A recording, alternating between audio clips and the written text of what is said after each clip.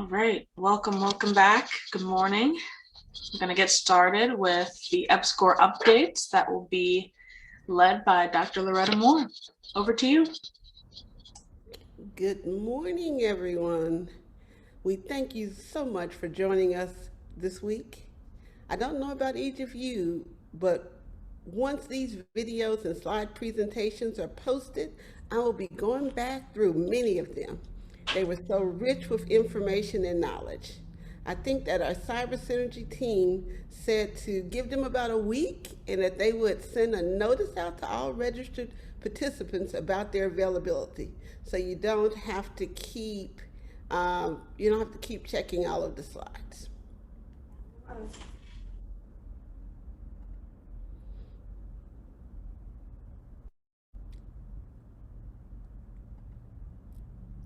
So NSF leadership has two major components.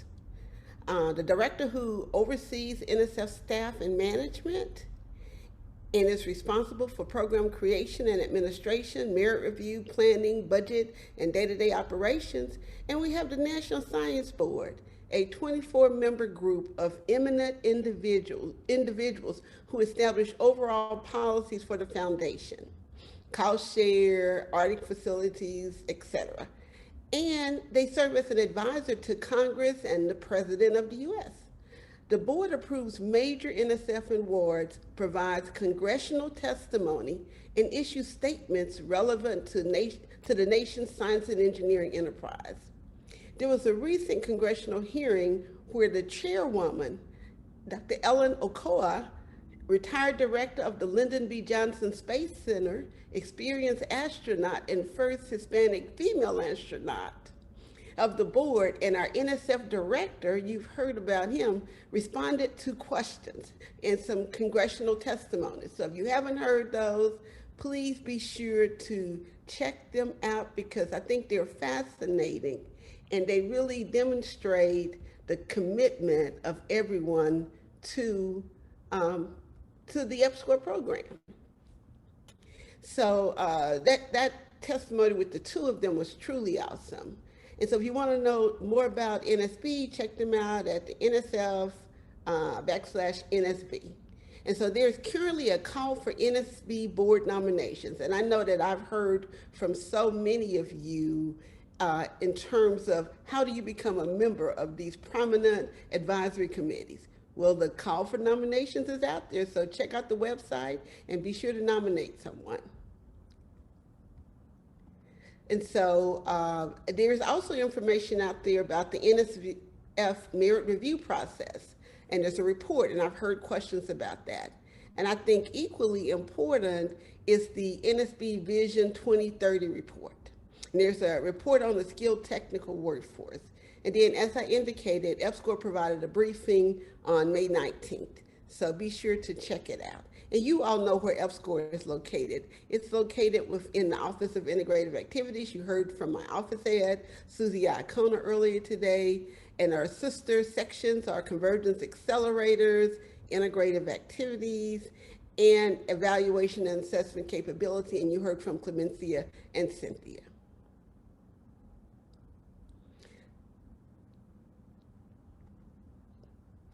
I can't say enough about the awesome EPSCoR team. You know, I asked that we all wear the same polo shirts to one meeting so that would come across clear, and they kind of shot that idea down. And so I think what makes the team great is the diversity of expertise, the diversity of experiences, both professional and lived experiences, and the diversity of personalities, all adorable. I think of this team like a bowl of gumbo. They all contribute very unique ingredients at the right levels. So Mike and others from Louisiana, put in the chat box something about that delicious gumbo. So I want you to go into the chat box and please send out your appreciation to the team as a whole. Because if you do an individual and you miss an individual, then I'm in trouble next week. So please go to the chat box and let them know how much you appreciate it. When you hear from one, you really get the collective expertise of everybody because they're a very close-knit team. And so I appreciate all of them. And I was planning to ask the Cyber Synergy team to put them as a highlight, but that might cause problems. Especially want to point out Yolanda and Tracy. They've been participating in the meetings, and sometimes because they are quiet, it doesn't mean that they are not there, and they really serve as a backbone, along with Liz Lawrence, for our organization, and they are definitely appreciated.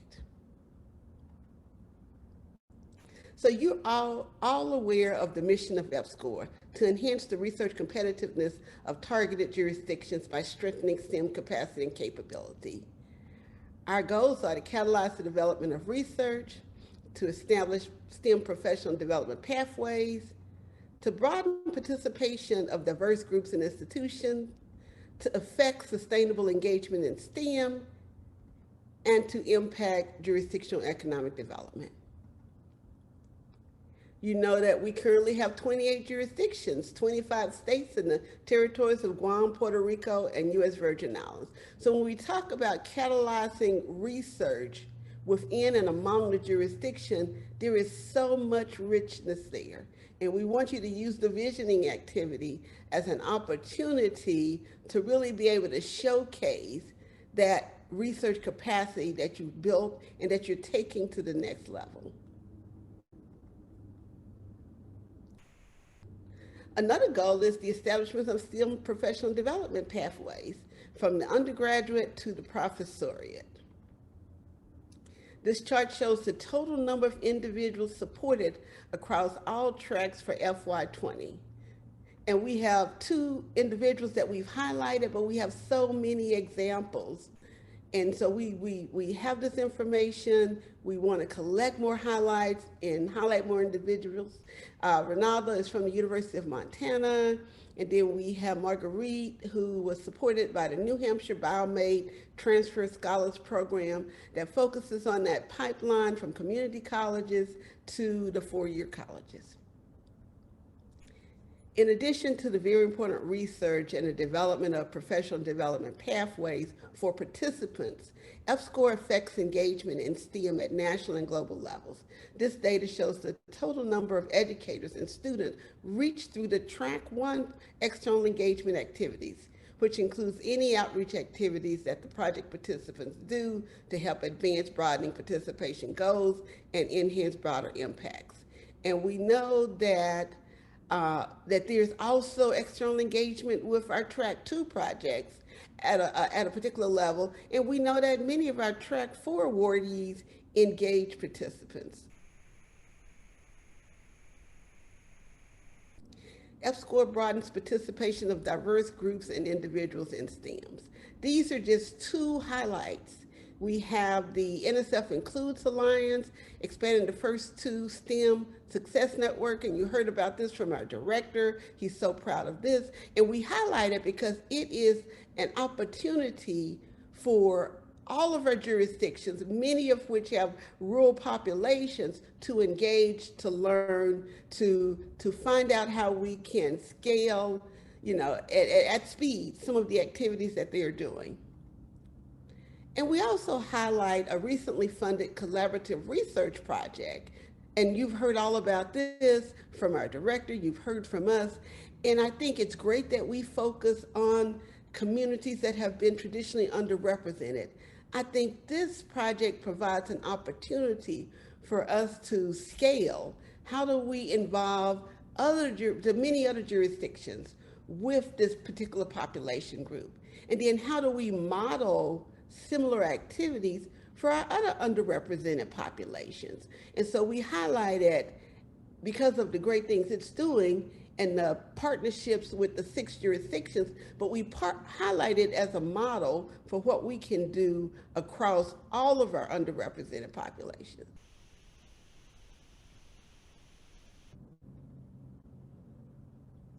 Look at these many accomplishments, from scholarly articles to patents and leveraged funding.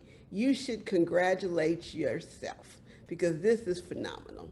This was presented to the NSB and they were amazed with your progress, from your patents to your 3,000 new grants totaling over $2 billion, and your over 6,000 scholarly articles. And we think that we are undercounting in many cases, so which is why you hear us talk so much about data.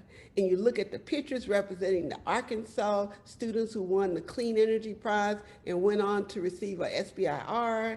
You know, that's it. And we highlight the work in Montana's optics and photonics industry that we think EPSCoR played a role in. You know, we highlight the creation of Delaware's Office of Economic Innovation and Partnerships. And I know many of you have established these offices and have been leveraging the funding from the EPSCoR program to do this. And then we have New Mexico's Creative Startup Accelerator. And we are so proud of the two cohorts that raised nearly $3 million in private investment and created 140 jobs in New Mexico.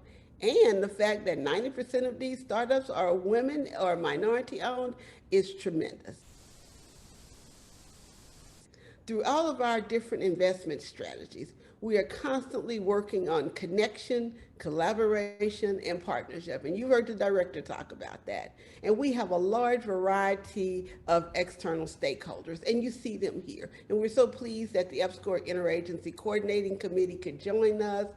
Our EPSCoR state offices are an important part of our partners, our awardees. You know, we engage through our annual meetings, outreach, inreach. You know, it's amazing.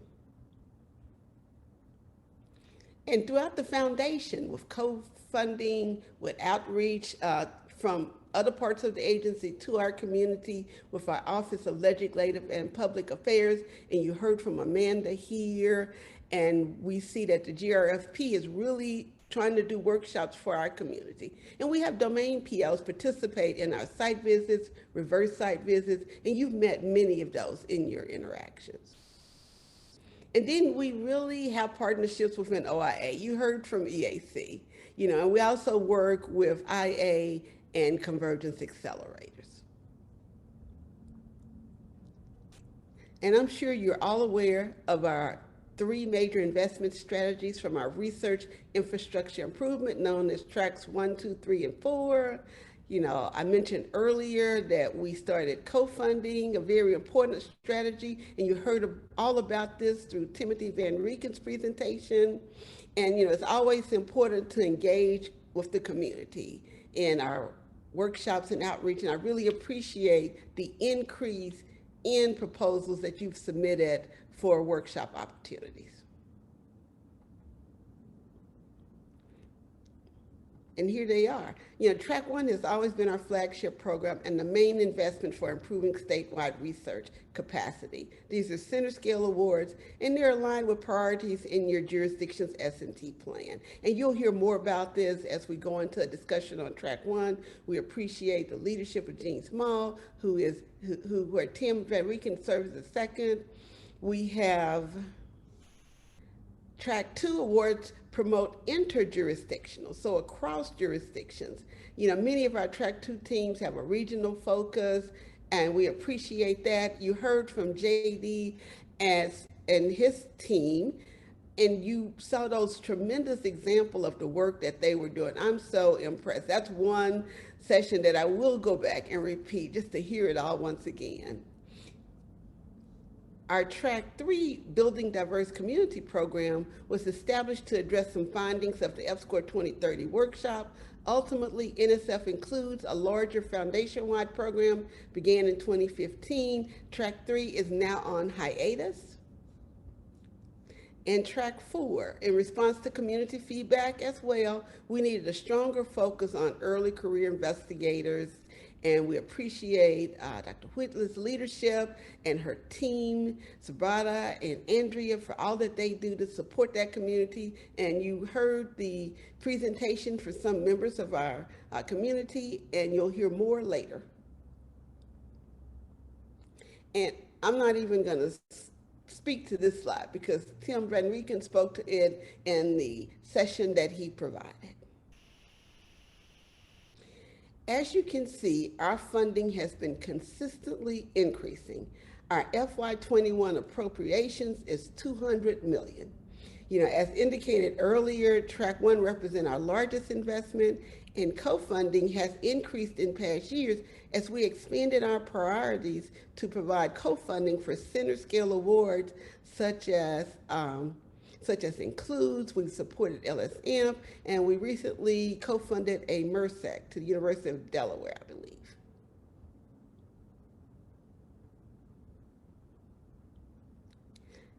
Like I said, EPSCoR funding has steadily increased over time, and the program has evolved accordingly. So this graph represents total NSF funding to EPSCoR jurisdictions over the past 10 years, with the portion of funding coming from the EPSCoR program, including RII, co-funding, and workshops, shown in orange on this graph. EPSCoR funding accounts for an average of 18% of the funding that EPSCoR jurisdictions receive annually. It varies between 16 to 21%. So the portion in blue is from all of the non-EPSCoR programs in terms of what they contribute. Now this graph, the coloring is a little different. So EPSCoR funding varies between 2 and 3% of total NSF funding annually. And that is the gray line. That's how much we contribute.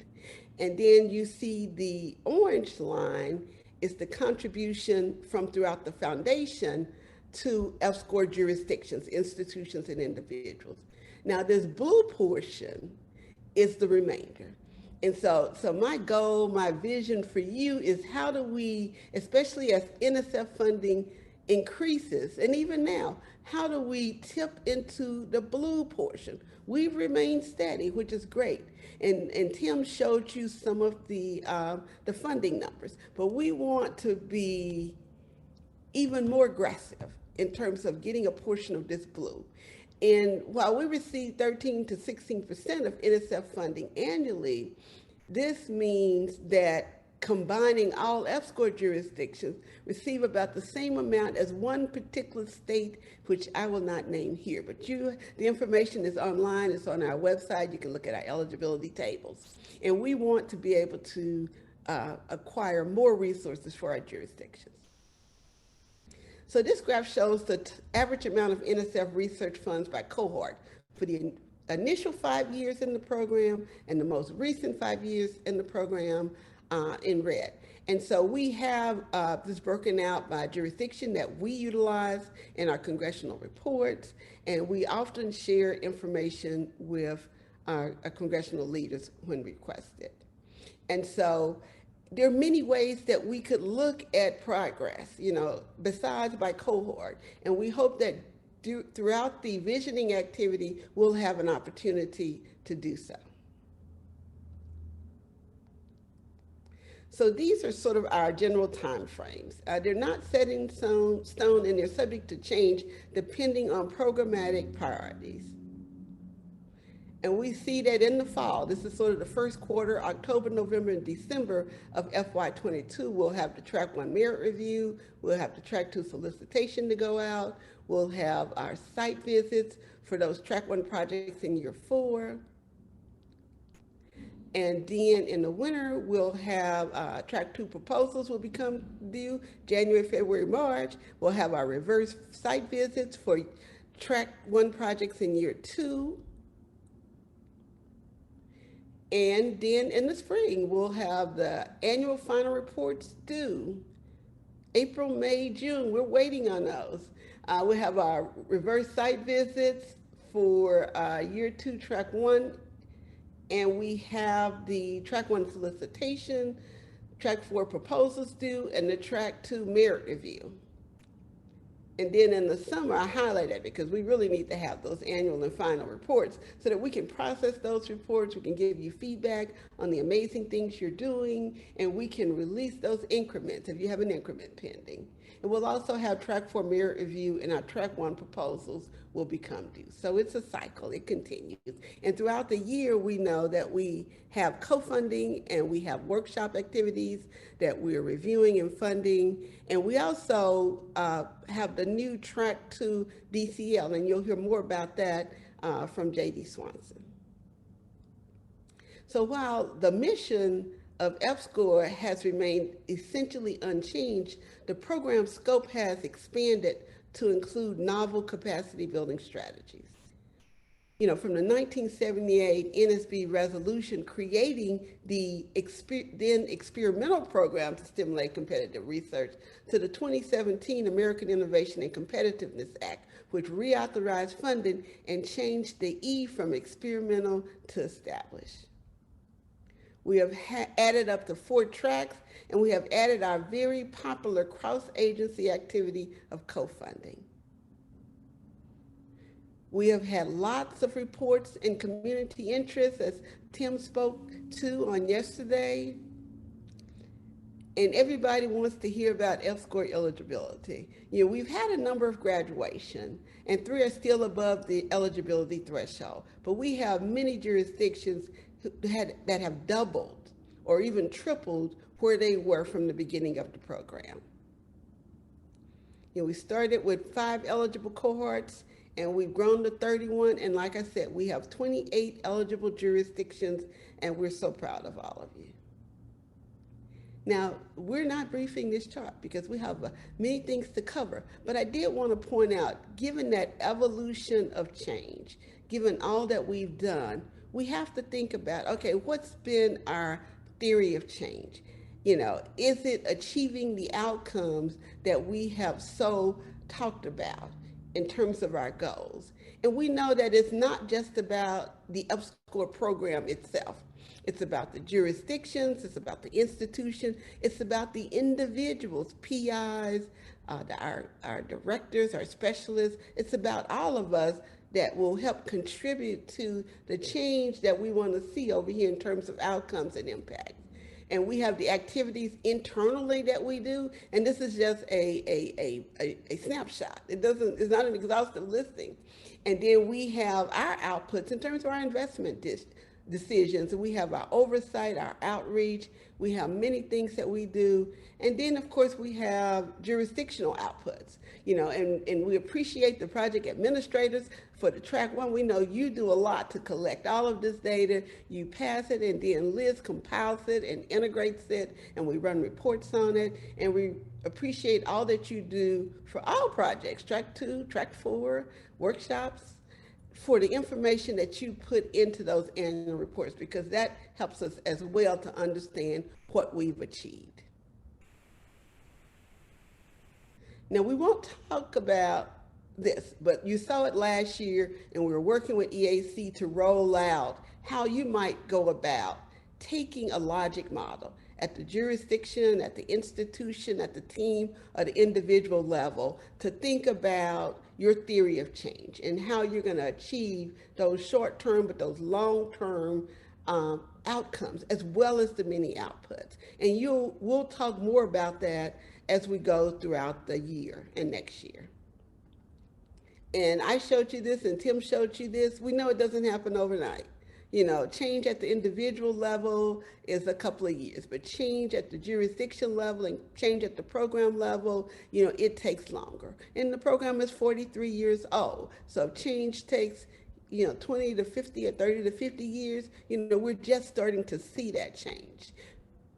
But we want to make sure that we're on the right track. So our engagement with the evaluation and assessment capabilities section is to make sure that we are doing the right things as a program. So when you heard Cynthia and Clemencia talk about the program, they're talking about the program of EPSCoR and not necessarily your individual projects. And we know that your outcomes and outputs roll up for the program, but we're focused on program.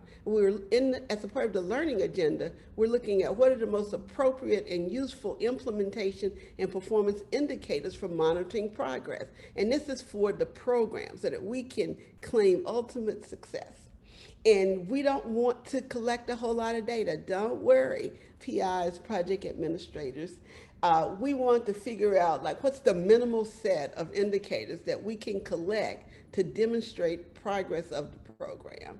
And how might a monitoring data system be developed, leveraging easily accessible existing information, and minimizing burden on jurisdictions. We have all of the track 1 data, we have the track 2 DOP, we have the data that you put into reporting, but how can we leverage? And so when we talk about monitoring, we're not talking about monitoring each and every project, because you have your cognizant PO who brings in experts who do that for you. We're talking about monitoring the progress of the overall EPSCoR program and that $200 million investment. How can congressional leaders, for example, say, are they on progress? So we're trying to figure out a minimum set of indicators for us. And so then our second question in the evidence plan is, how do EPSCoR funding strategies, our RII, our co-funding, our workshops and outreach contribute to increasing academic research competitiveness across jurisdictions? And I think this was a point that was made up in one of the sessions on yesterday was, how do you know that a particular activity, contributed to an outcome when you may have had many activities, some funded by EPSCoR, some not funded by the EPSCoR? Important questions that I know your external evaluators help you with. And so you have this information. It's been gone over, so I won't spend time on it. So EPSCoR has been constantly evolving in response to community input. And I know that this was covered on yesterday, so just very briefly, that Track 2 was created in 2009. That came out of the EPSCoR 2020 workshop. We may have individuals here who participated. From the EPSCoR 23 workshop, we had our Track 3 piloted in 2013, and then we had the larger NSF Includes project, and I know that some of you were probably participating in this.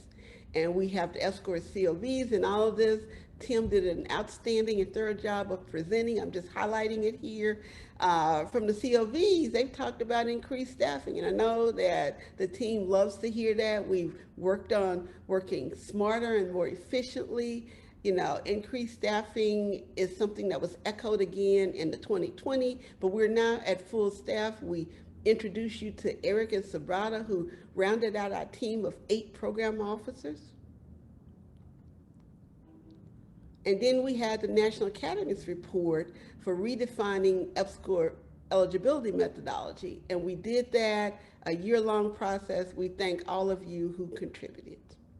And then the concept of defining research competitiveness came from the STIPI report, but there were other congressional requests that we really look at. How do we go about defining research competitiveness? Is it just how much money is brought in, or is there a broader definition? And we think there's a broader definition, and we gave you the details of that, but how do we narrow that in? And then we also had Track 4 established. And then, of course, we have the information about the need to create this data, to be more in control of our data. And we want to look at clusters in terms of academic research and competitiveness categories. So we really want to hear from you and your thoughts. And you know how you're going to do that, right? And you're going to do that through the EPSCoR visioning activity. I'm counting those numbers, and I need you to help Tim out because he gets a grade. We need people to join up for the visioning activity. We need to hear your thoughts. We're going to have listening sessions. We're going to have some open comment opportunities, and then we're going to have a culminating workshop in the fall. So we need you because you're what makes the program successful. So here's the contact information. If you have any questions, you can reach out to us. We love interacting with you. We love hearing from you. And then I would just like to say thank you. Now, before we go into questions, a very important activity is occurring next year. And we want you all to participate. So I think we have our main team ready to get you excited about May of next year. Irremisiblemente al dolor. A eso viene nuestra fraternidad cristiana, silenciosa y mística, meditativa y solitaria. A llevaros de la mano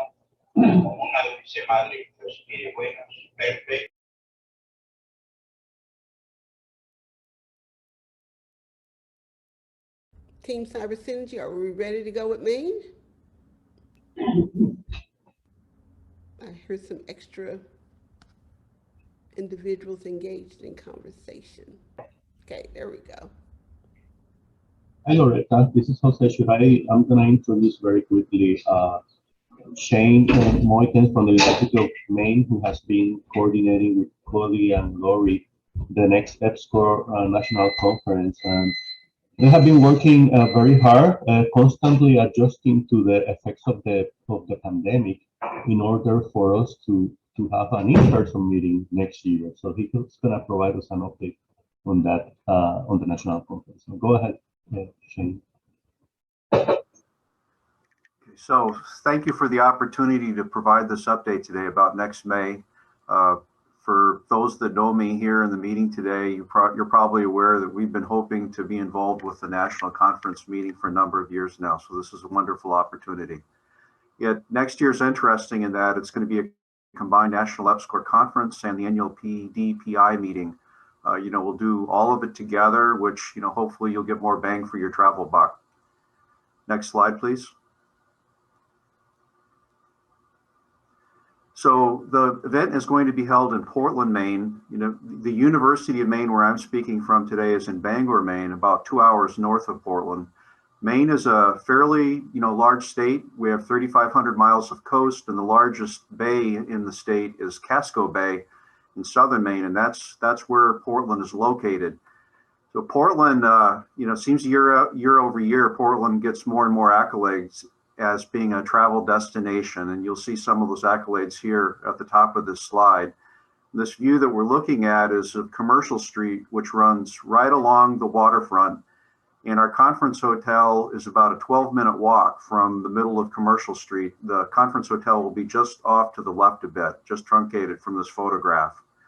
So Lori, who's here with us today, she's originally from Topsom, Maine. I'm originally from Brunswick, Maine. These locations are just about 15 miles north of Portland. So we both know the city pretty well. So hopefully we'll be a good host for you, as well as all the others who we're working with from UMaine. Next slide, please. So the conference hotel itself is the Westin Portland Harbor View, which I personally have never stepped into, and I'm really anxious to see it. But I've seen lots of nice photos that Lori has shared with me. Lori has noted that this is essentially the nicest hotel in the entire city. It's an older hotel, but it's gone through extensive renovations in recent years, so it is modern. The room rates that we've negotiated for the event are shown here on this slide. We've already had feedback, for people traveling in from locations like Hawaii and Guam. Hotel reservations would be helpful on Friday and Saturday. So we do have a block for those early nights. And I encourage, just let's have open communications. If someone knows that, if you're coming in early, please just let Lori or me know. We'll do all of this officially starting this summer through a conference website, but just keep us informed of who's going to be coming in and when, and that'll help us with our planning of overflow capacity. Next slide, please. So coming into Portland is actually pretty easy because the largest airport in the state is located in Portland, Maine itself. So you should have good flight options flying directly into the city, but Logan is about just short of 2 hours by car south of Portland. Logan's one of the biggest airports in the country. And back in a previous life, in my road warrior days, I used Logan a lot for international travel. So if you see better flight options in Logan and you're just curious as to how to get up to Portland, you have multiple choices. There's a Concord Trailway shuttle that runs, right from the terminals in Logan and will drop you at a bus terminal in Portland itself, and it's a short taxi ride into downtown. There's also an Amtrak train that runs out of the train stations in Boston, and there's a shuttle from Logan that'll get you right to the train station. And I've done all of these things myself, and I'm an easily confused traveler, but these are all, I would describe all these as easy to access, and they're fun too. The Amtrak's really quite a lot of fun. Next slide, please. The theme of our event is translating stakeholder needs into impactful research outcomes, and community science is a strong subcomponent of all of this. So all of the sessions that we're looking at and designing have this mission in mind. Next slide, please. We don't have enough time today to give you a detailed view of all the sessions, but we do have a draft agenda. It's existed in a pretty complete form since December. If anyone would like early access, just email myself or Lori and we'll provide a copy. But the event itself, really for the Monday and Tuesday, and I guess it's largely Monday and Tuesday, it's broken down like this in the afternoon breakout sessions. So we have workforce and diversity, research track, stakeholder track, and then workshops that are really aiming at first comers to the event itself and also underrepresented groups. So I wanted to mention, this is a good time to stress that Loretta has charged us to make this event inclusive and bring in new people to this event who perhaps have never attended a major NSF EPSCoR event in the past. So we recognize that that can be a challenge, and I have enough experience with NSF EPSCoR and working with PUIs and other types of institutions to realize this is a challenge. So we absolutely need the help of the entire national community towards this goal. I'll just highlight one example of what we're doing to make this event attractive for first-time comers. In the research track, there'll be a session on increasing research capacity at PUIs, and that's going to be run by a colleague who's already involved with planning. I don't have my notes in front of me. His nickname is Cal, an associate research dean at Delaware State University, which is an MSI, and Cal's been a great partner and collaborator working with planning of this event. In the stakeholder session, we were asked a few days ago, what are we focused on, or what are we including for training about communications and technical communication, science communications. There will be 2 sessions in the stakeholder block aimed at that target, and those sessions will be designed for professional communications people, but also people who just want more exposure to become better in communications. And then in the next slide, I'll break out and show you some more detail around the workshops. So next slide, please.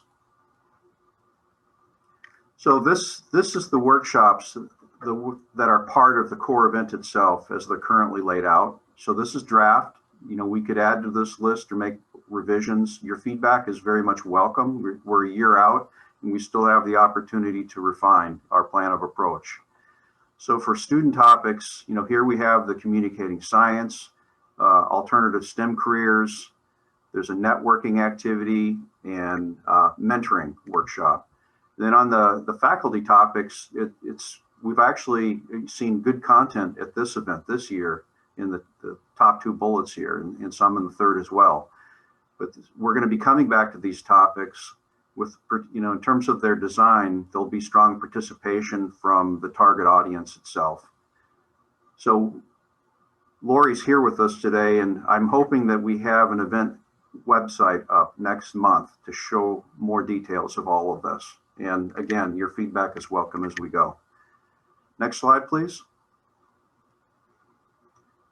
So we'll talk about the agenda here briefly. On Sunday, we have the opportunity to collaborate with a different workshop that was recently approved for funding by NSF EPSCoR, and that's the Cyber Infrastructure Workshop. The leadership team includes Gwen from Hawaii, and I've been participating in some of their meetings, as has Lori. So again, just for ease of travel, having these events happen at the same location and the same time, this is hopefully will just facilitate your participation. So please do give this consideration. In terms of the pre-conference workshop for the national event itself, our focus is on community science, and it'll run from 1 to 5 in the afternoon. And in the evening, we have the traditional reception for this type of event.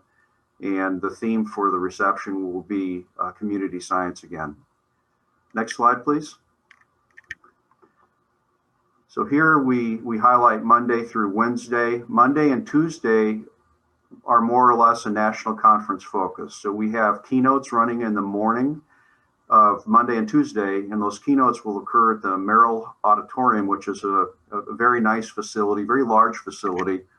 And I'm now forgetting I looked it up this morning. It's not a long walk. It's something like a 10-minute walk from or approximately 1 mile from the conference hotel. There will be rotating shuttles if you'd like to avoid the walk and just hop on a shuttle and be transported back. The breakout events in the afternoon will be back at the main conference hotel. And then in the evenings, on Monday, we have a student poster session. On Tuesday, there'll be a social event of sorts for first-time attendees. And on Wednesday, we're essentially blocking out that time and saving it for the traditional annual May meeting. And that much of that agenda is yet to be determined, and our NSF EPSCoR hosts will have a strong influence in the design of that day. Next slide, please. So this is an important question. We need your help in bringing in first-time attendees at the event.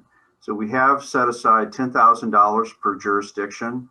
And the rule of thumb assumption is perhaps $2,000 travel awards could be given designated by your individual EPSCoR offices. We need your help here for sure. Lori and I can do a pretty good job, say in the Northeast, but it's hard for us to reach across the entire country in all jurisdictions. So frequent communications on this would be welcome. If there are things that we can do here in Maine to make this easier for you to bring in new people, please let us know what you'd like us to do. Next slide, please. So this just is a summary of the conference fees as they're currently laid out. Portland is a more expensive city to run an event like this, to be completely transparent with you, and we've worked hard to balance the costs and the registration fees for the event. It's been a balancing act. We have a secret weapon. Her name is Lori. She's one of a very frugal person with her educational outreach, and those skills have come into play here successfully. Next slide, please. And to show you all of these individuals are here in this session today, but Dr. Koti Vararamyan is the Vice President for Research and Dean of the Graduate School at the University of Maine. Lori is the senior member of the Maine EPSCoR office. She's been with Maine EPSCoR for more than 8 years, and I've been here for about 6 years. And it's really a great opportunity to be working with this event, and we look forward to you being here in Maine. Please do not hesitate to contact any of these 3 individuals at any point if you have any input or feedback or concerns, questions. And there obviously is a much larger team working around these 3 people. We have UMaine Conference Services that we're going to be engaging with to help streamline all of this from an efficiency perspective. Next slide, please. So you've heard me talk about the event and talk about Portland. I had actually rebuilt this video, but I think that this original form that came from the conference support staff is okay. Some of the text looks a little bit odd at the tail end of it unless it's been changed, but the video itself plays well. We wanted to give you a flavor. My assumption is many of you have never been in Maine. Just to give you an idea of the region and the city itself, this video will be helpful.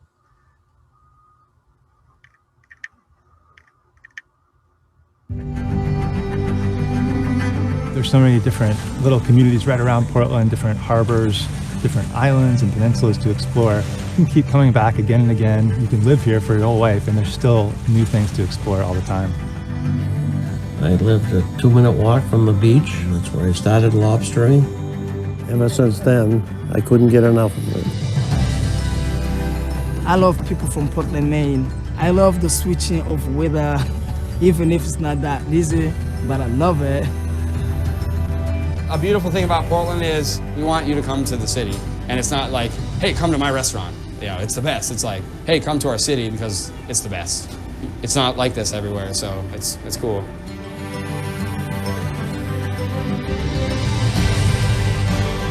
Every time I would come home to Maine, I would just want to be here longer. I really missed just being in green. It's a unique blend of people and food, and it's still like a small vibe. It's not like a city you're gonna get lost in. You can still go in the woods, you can still go in the ocean. Portland is still like its own special place. It's truly incredible.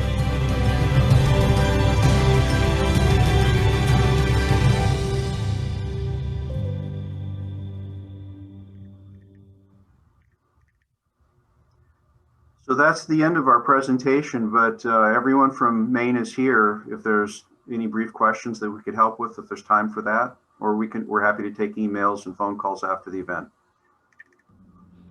I just want to thank the main team, Laurie, Shane, Cody, for all of your work. I know that you have a larger team and you have a committee, and we really appreciate what you're doing. And that video and those slides make me want to start packing now. And I also want to recognize Jose Colon. And he led the effort with South Carolina. And that was such a tremendous national conference. And he has provided that same consistent leadership for our national conference for next year. And so thank you, Jose. And I know that you're supported by the larger EPSCoR team. And so we appreciate everybody and their input. And so I can't wait to get to Maine, but we will entertain questions.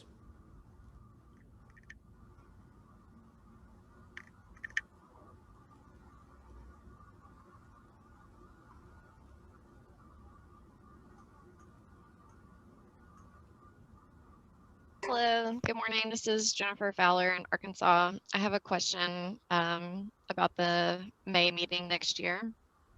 Are we going to have time set aside towards the end of the conference or something for the PD, PA, and EOD community meetings? Is the first part of my question. And then the second part of my question would be, do you think it would be possible for the EPSCoR consortium to have meeting space towards the end of the meeting? What are your thoughts on that? Thanks. So, Lori, I would think the answer should be yes to both of those questions. And we can achieve that through planning, I assume. Lori, I don't know the best time for the breakout meetings, but my assumption has been we would try to organize them on Wednesday. We don't have a full Wednesday agenda yet, but hopefully they could be tucked in there. But if we can review that, if the event on the slide says it runs till 4, so it's not, sometimes these end very early in the day because this is the equivalent of the full May meeting. We were thinking of running it a full day. Maybe these breakouts could occur there, but if there's any problem with that, we'll try to tuck them in the evening earlier in the week or late afternoon. Thank you. And we did a good question in the chat as well. It says, how do we apply for support for first-time attendees? So Lori, please, can you speak to that, please? Yeah, we are currently working with our conference services to build out the registration portal.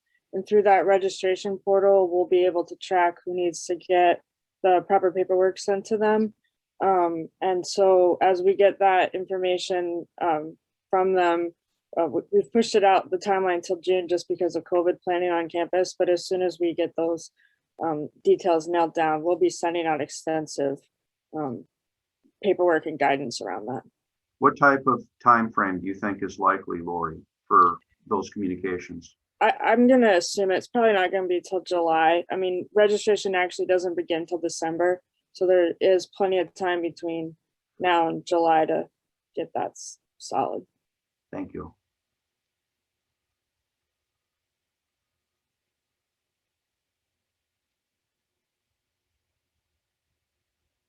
Feel free to put your questions in the chat, or you can come off of mute and talk directly with Shane and Lori.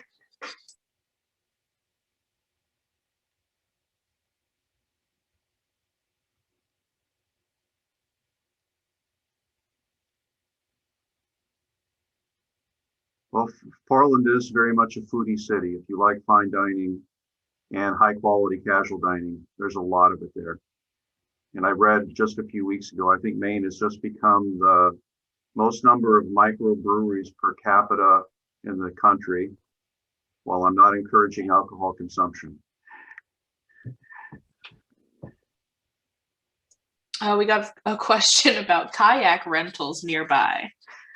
There are kayak rentals. There's some down on the east end, and yeah, Michelle's put it in there. It's with Portland Paddle. You can also take guided tours, and they do paddle boards, and they do paddleboard yoga in the morning in the bay. Shane, what about lobster consumption?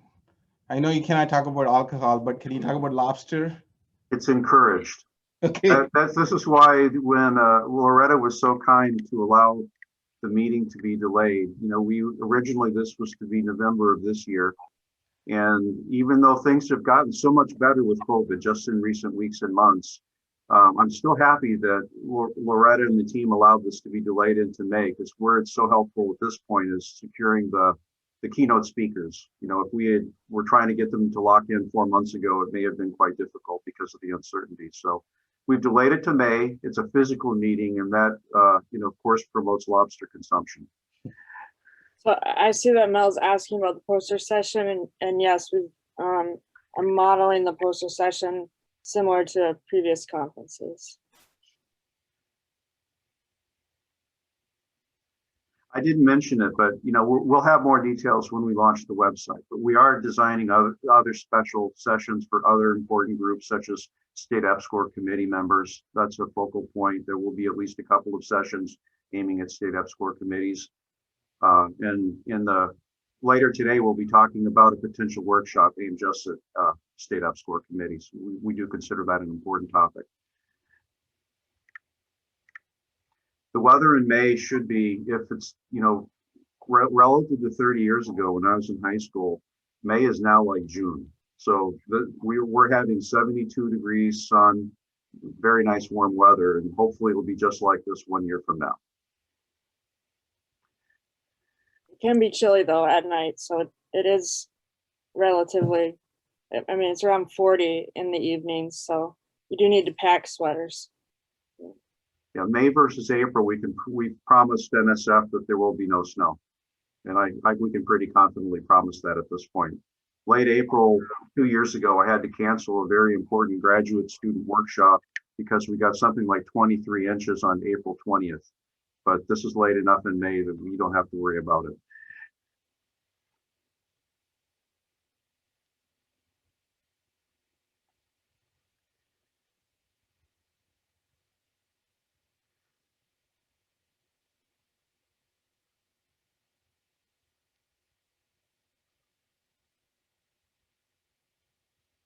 So we've got a comment in the chat that says a session on data reporting and evaluation project in NSF EPSCoR program wide, following up on the earlier presentation could be useful.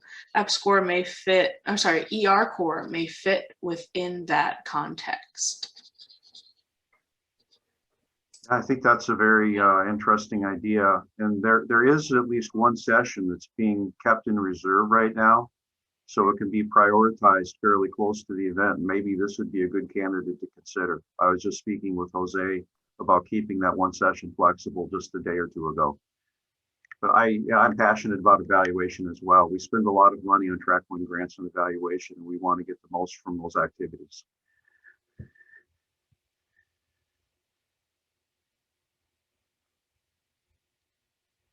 Okay, we got one more question.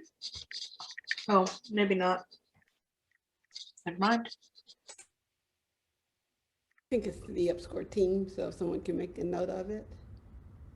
I think it's a comment about somehow having ERCoR visibility. We in Maine are using ERCoR on the current Track 1. We did not use it previously, and it's been a very easy experience. In terms of, well, we're wanting help with A to H reporting in Track 1, and it's built just for that. So it's been a good experience. We're happy to talk about it at the event in some capacity, whether it's at a social or more formal activity.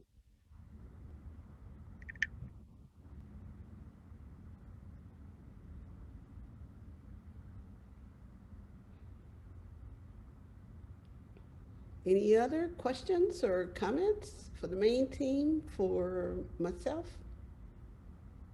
Before we get to the really exciting part, hearing from each of our tracks. Thank you again, Loretta, and to your whole team and the support staff with the event. It's been a very good week this week. Thank you all. Do you want to go to a polling question? Sounds good. Yep. All righty, let's go to a polling question. Okay. Eligible for EPSCoR in 1985. Average annual temperature is 80 degrees Fahrenheit. High in funding rank from the federal agency, Commerce number 36. NSF award title includes functional nanomaterials. A common language here is Spanish. So let's see what we have in the chat. Oh, you guys are too smart. Oh, my question was very easy. Very good, very good. All right, so the correct answer is Puerto Rico, and everyone got that correct. Loretta, do we have time for another one? I think we got time for one more, and if people need to grab coffee, they can step away and grab coffee. Okay, we'll do one more, and then we'll go to a short coffee break. Okay, so this one was eligible for EPSCoR in 1985. Average annual temperature, 56 degrees. NSF award title includes Bioeconomy and Sustainable Future.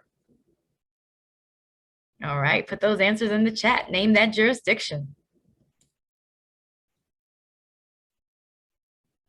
Only one guess. Okay, two guesses.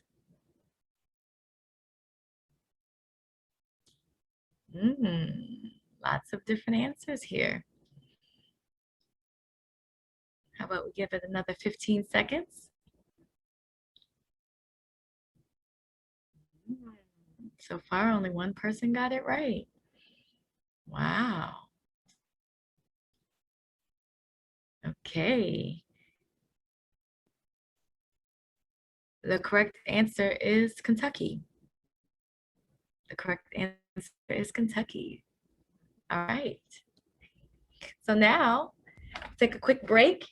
It is 10:57. So if you can quickly go and grab some coffee or some tea or some water, if you just want to stretch, we will start our next session promptly at 11 a.m. Thank you. And I have just a note for people that are interested is how did we come up with this name that jurisdiction? Last year, NSF leadership, they were so excited about us pivoting in 2 months and having a virtual conference.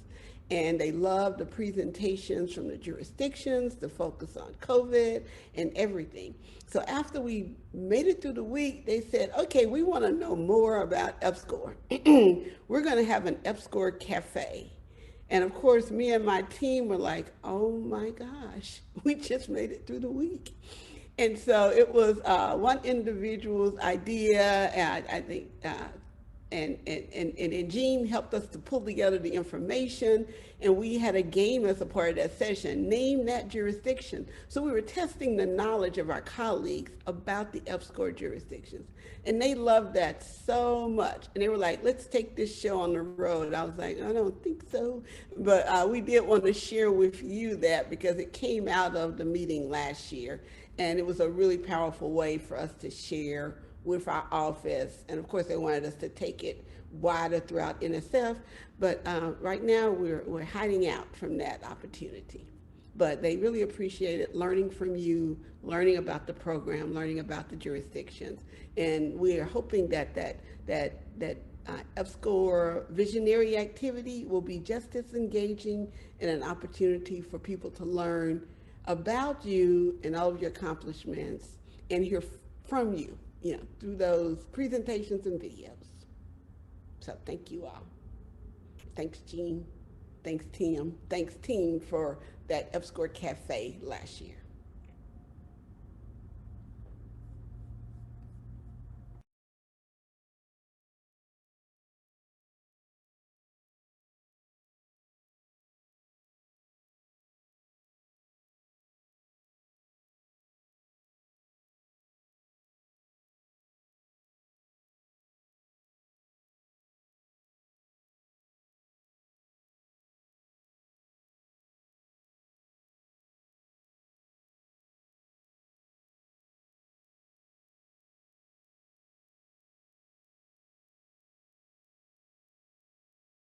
All right, the time is now 11 a.m. Eastern time, and it is time to jump over into our EPSCoR program updates.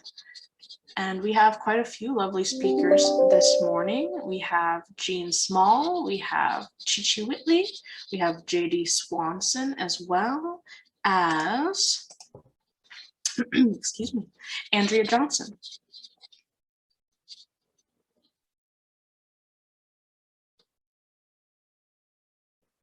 I believe we'll get started with Jean first.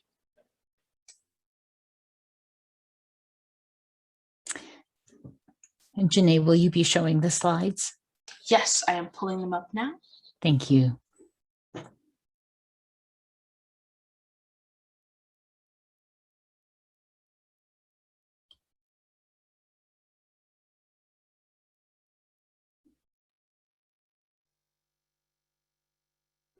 Okay, awesome. Good morning, everyone. It's delightful to see you, so to speak, this morning.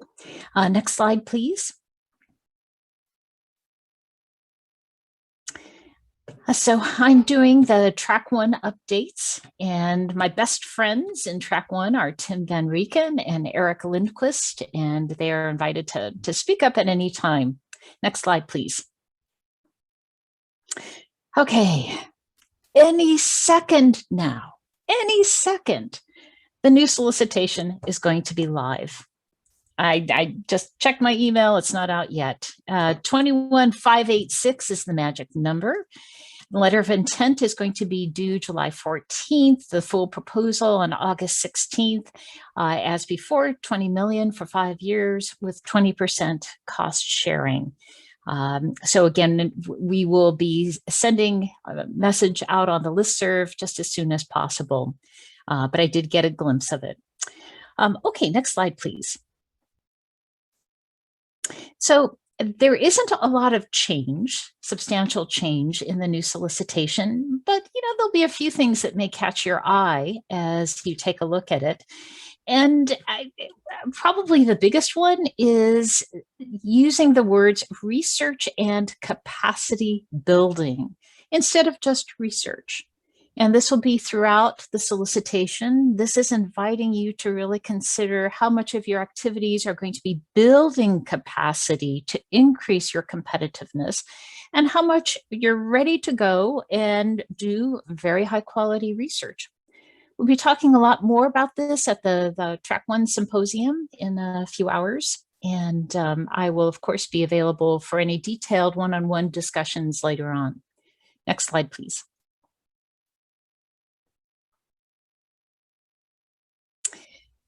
I see Tim. He says it just went live. Okay, thank you.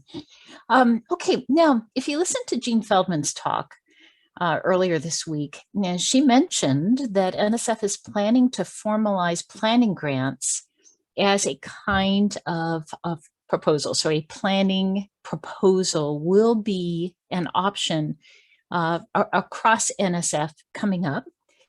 And this is going to be described completely in the new NSF Proposal and Award Policies and Procedures Guide, otherwise known as the PAPG. It's due out on October 2021, and it will have the magic number 22-1. You can look at a draft of this by just simply typing 22-1 into nsf.gov, as you see in the figure here. Next slide, please.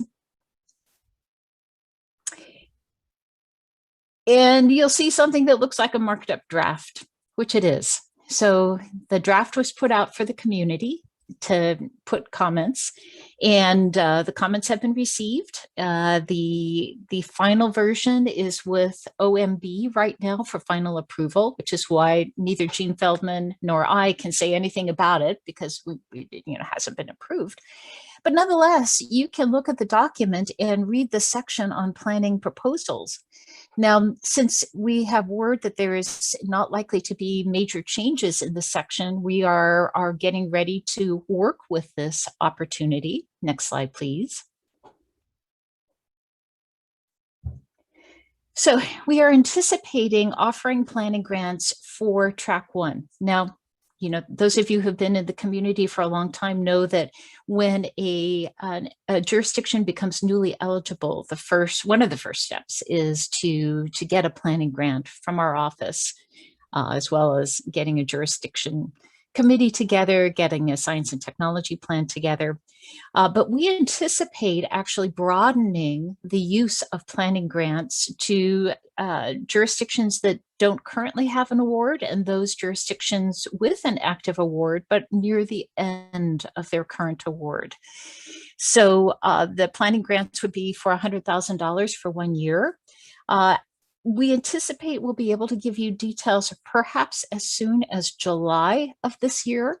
And again, things are tentative because I have to wait until Jean Feldman tells me it's okay to do so. But she had said that July may be when we can release details. And we'll be talking much more about this afternoon at the symposium. Next slide, please. So touching on some of our post-award activities, we have been running virtual reverse site visits. So we just completed the round for spring 2021.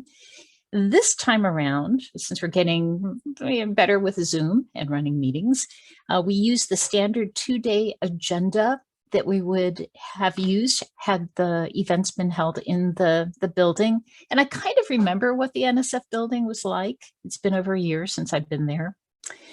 The RSVs were run synchronously by an NSF contractor using Zoom, and the report and the follow-up protocol remain the same this year. We don't know what's going to happen next spring in 2022. The big planning efforts will be starting in September of this year. Next slide, please.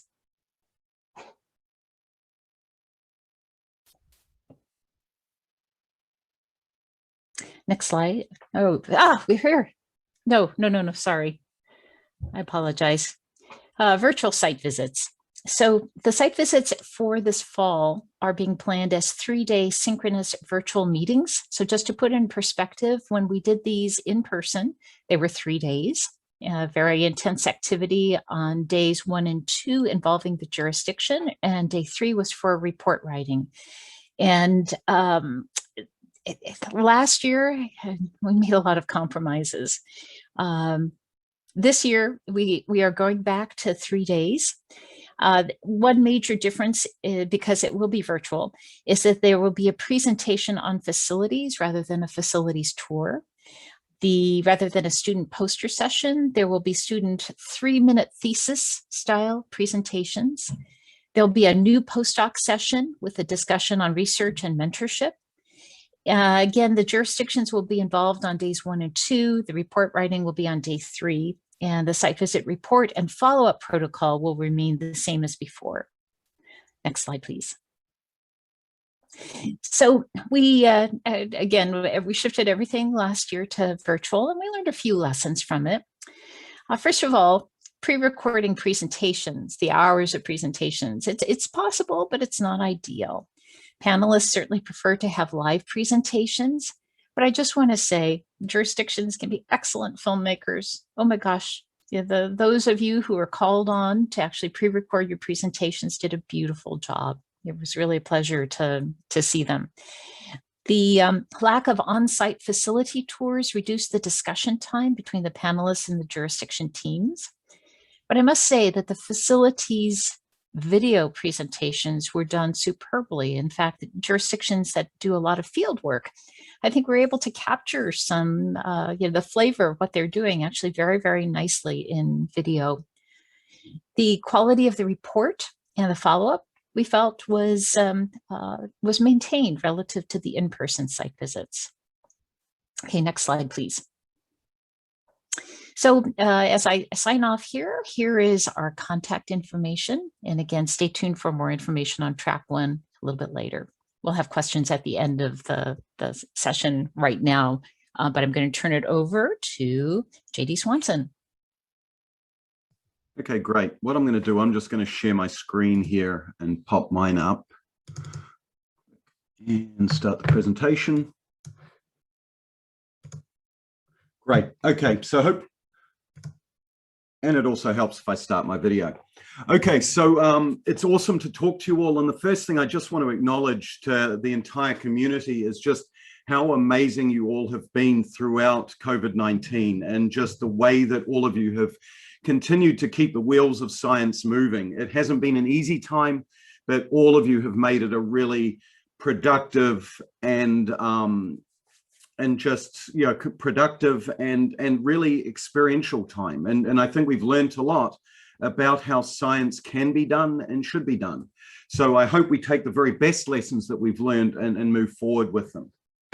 So what I'm here to talk to you about today is the EPSCoR RI Track 2 Focused EPSCoR Collaborations.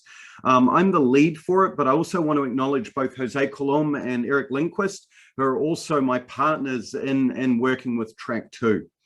So the thing that I really enjoy about Track 2 the most is really its vision. And it has 4 visions, 4 things that we really want to achieve. Number 1 is to build interjurisdictional collaborative teams, to bring individuals together across jurisdictions who have their own areas of excellence and bring them together to create emergent properties, to make you greater than the sum of your parts that will allow you to be competitive on a national and international scale.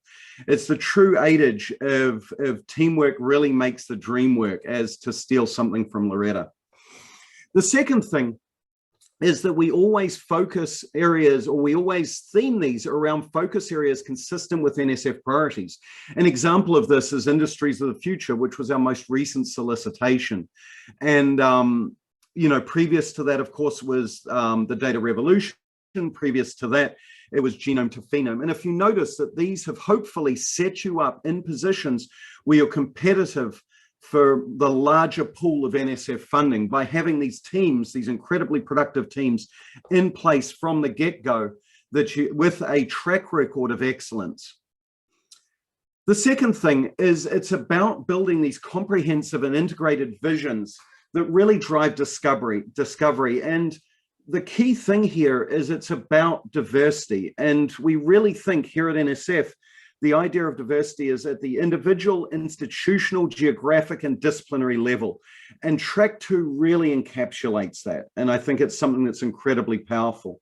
In my talk before, I commented that well over 15% of our institutions that are involved in Track 2 are in fact from MMSIs. And we intend to be building that up through a DCL. I'll talk about it in a little bit. The other thing as well is that Track 2 also gives an opportunity for early career faculty, to quote from the talks on Tuesday, that really allow early career faculty to really drive the Ferrari, to get that taste of what it feels like to run or be part of or be mentored to become leaders in EPSCoR jurisdictions. And I think that's critical. In order for us to create to these visions of the ARAC framework, of the 50 years to make jurisdictional change and 20 years to make institutional change, those early career faculty are really what we need to invest in and mentor to make them the best that they can be, to provide those opportunities. So a couple of updates just very, very quickly. The FY20 competition, the focus area was harnessing big data to solve problems of international importance. Out of that, we funded 9 awards. It approximated about $46 million in funding. And the success rate was in line with the NSF average. In total, we had 21 teams in jurisdictions that were funded. So if we look at that, 21 universities across, 21 teams covering 21 of our 28 jurisdictions were funded in that competition.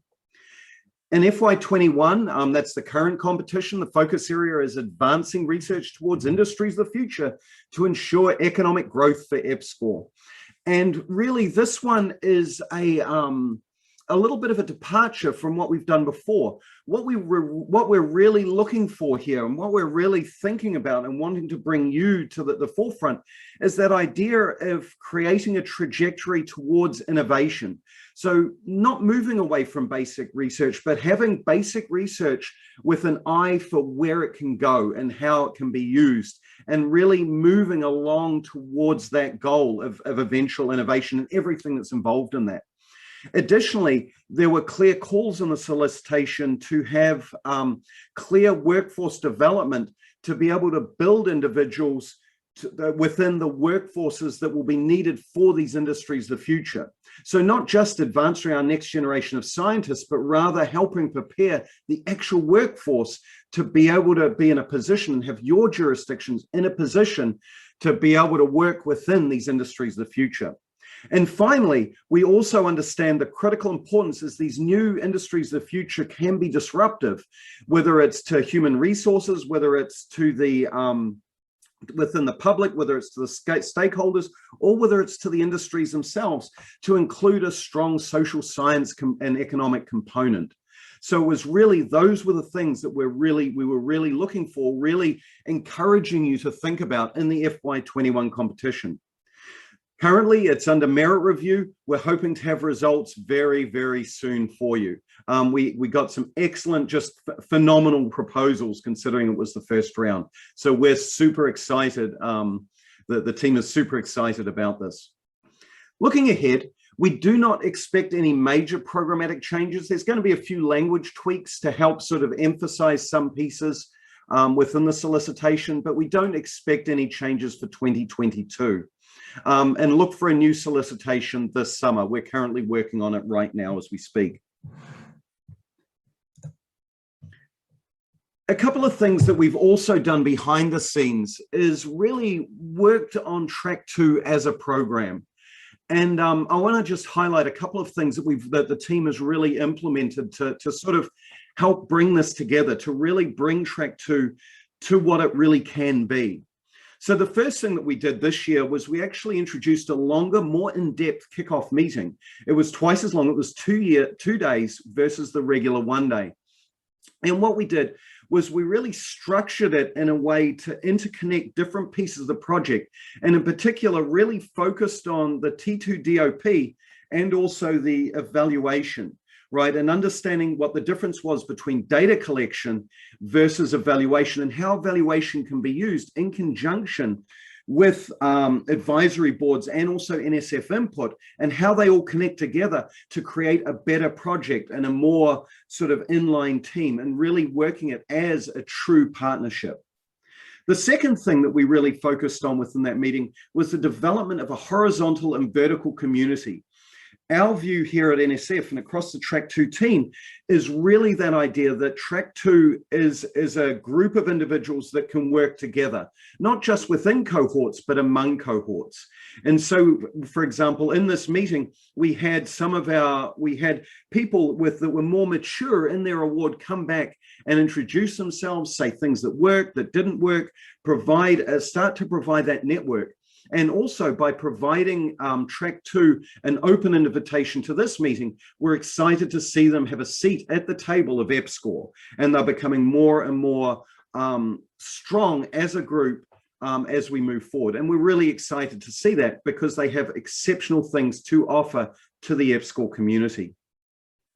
We also developed a Division of Grants Agreements connection. So we had Dan McEnroe, very similar to what you saw a couple of days ago. We had them come in and really talk with the Track 2 awardees to develop that connection and understanding of how the Division of Grants and Agreements fits in within the NSF structure.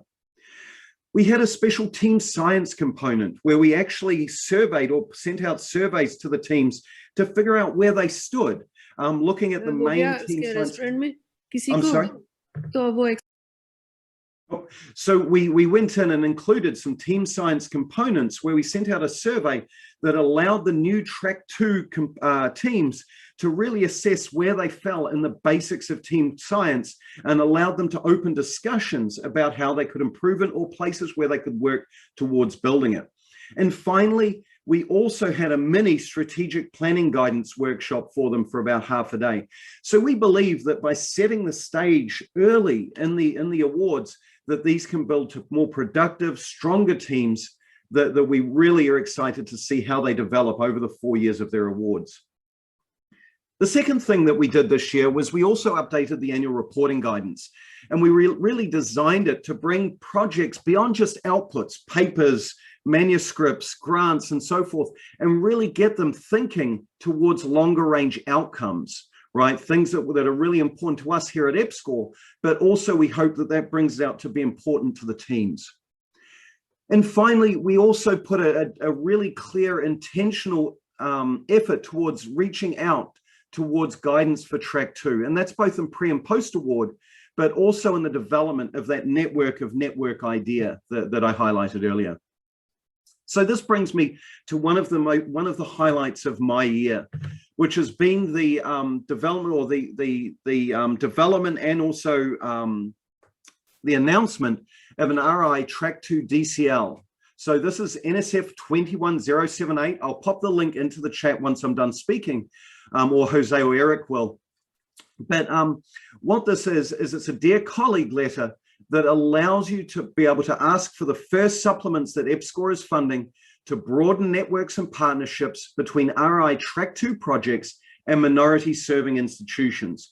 I am over the moon about this opportunity, and I hope you are too. Basically, what it consists of is 2 areas where you may request supplemental funding. The first one is for additional postdoc fellowships, and these are for up to $200,000. And how they work is they can work in either direction of 2 directions. First of all, you may have a recent graduate or current postdoc who's within your Track 2 project network. And what you can do is you can send that postdoc to a new individual in an MSI within an EPSCoR jurisdiction. So you can send them from your project to a new collaborator to build your network at an MSI. The other way is you can do the opposite. If you're in need of a postdoctoral person and you know of a graduate student or a current postdoc who is currently at an MSI from anywhere within the United States, note the difference, you can bring them into your team within your Track 2 project. And our hope is that this will help, these visions will help you, 1, collaborate with MSIs, but 2, will bring in the shared experience of being either working with or being at an MSI that will broaden your understanding and broaden the way that you think of in terms of engaging diverse groups. And we're super excited about that. So note the difference. You can either bring somebody from your Track 2 project into an MSI within an EPSCoR jurisdiction, or you can hire somebody, a recent graduate, from an MSI anywhere within the United States into your project network. The second is supplemental funding requests for MSI partnerships for up to $400,000 over 2 years. So that's a total of $400K split over 2 years, so $200K a year. And these ideas are to create deep and meaningful relationships between an MSI, a new lab, or a new MSI institution within an EPSCoR jurisdiction, and allowing them to become part of your T2 project network. And so this is an exciting opportunity to allow that MSI to, 1, become part of your project network.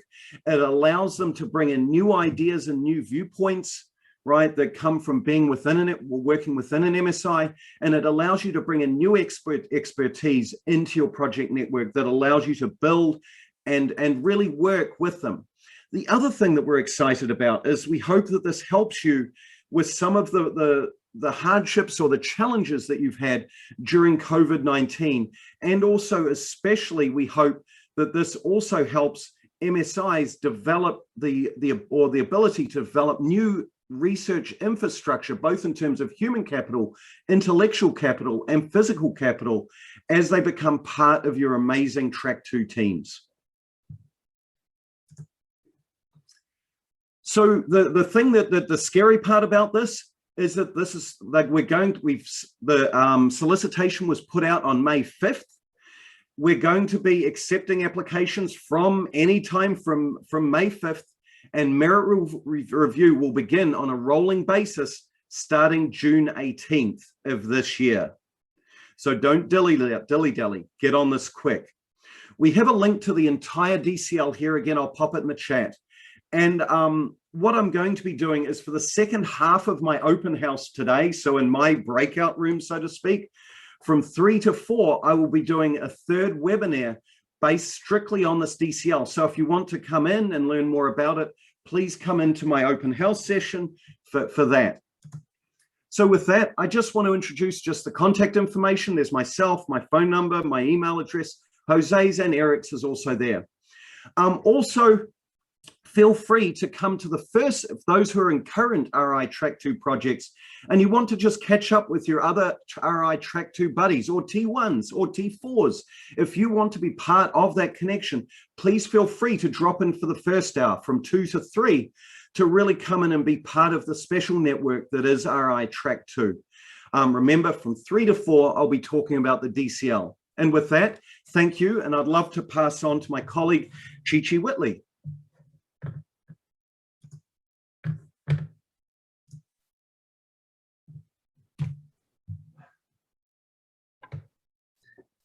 All right. I'll just wait for the presentation to come up. And while we're waiting, hi everyone. I hope everyone's week is going well. It's been an action-packed week. And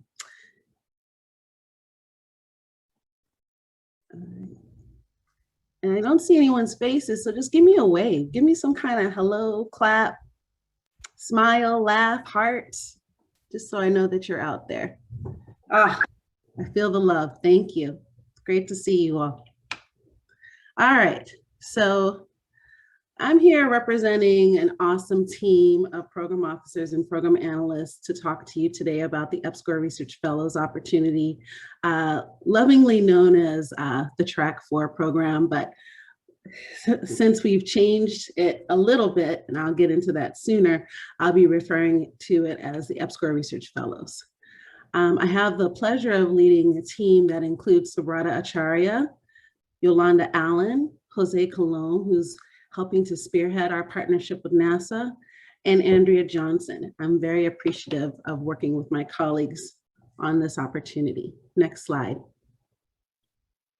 So for folks who are not familiar with the EPSCoR Research Fellows opportunity or want to be able to articulate it to future PIs, EPSCoR Research Fellows provides opportunities for non-tenured early career investigators to make extended collaborative visits to private or commercial, governmental or academic research centers.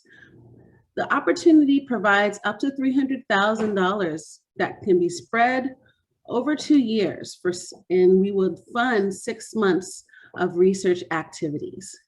It's the hope that through these fellowships, fellows will be able to go to their host site to learn new techniques, to benefit from state-of-the-art equipment or facilities, to strengthen existing partnerships or to create new partnerships, and to extend their research towards transformative directions.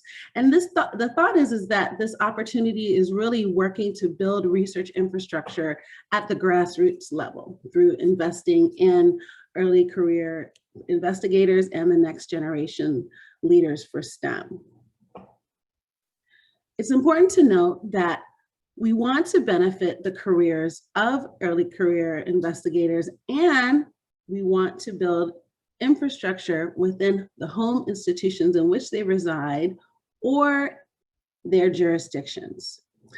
Researchers may also provide requests for supporting one trainee level researcher. Next slide. All right. So the reason why we're referring to it now as EPSCoR Research Fellows is because we have 2 tracks. This is through an awesome partnership with NASA EPSCoR, in which we're going to be inviting PIs from particular institutions to conduct their fellowships at NASA research centers. I think my colleague Lester Morales might be in the audience, or Jeffrey Compton, but in partnership with these 2 folks at NASA, as well as with Dr. Colomb, we are really happy to be able to present this new opportunity in the current solicitation. The select institutions that are eligible for this opportunity are institutions that serve individuals with, primarily serve individuals with disabilities, minority serving institutions, which include historically Black colleges, tribal colleges, Hispanic serving institutions, and institutions that are designated by the U.S. Department of Education as minority serving. We also, primarily undergraduate institutions are also eligible for this opportunity, as are 2-year community colleges and women's colleges. And so that's the new in Track 4. And so the way that we differentiate between this and our traditional Track 4 opportunity, in which PIs may go anywhere in the United States to conduct fellowships, are that we refer to the new opportunity as Track 4 Fellows Advancing Science and Technology, or Track 4 FAST, or for the traditional track, RI Track 4 NSF. It's a mouthful.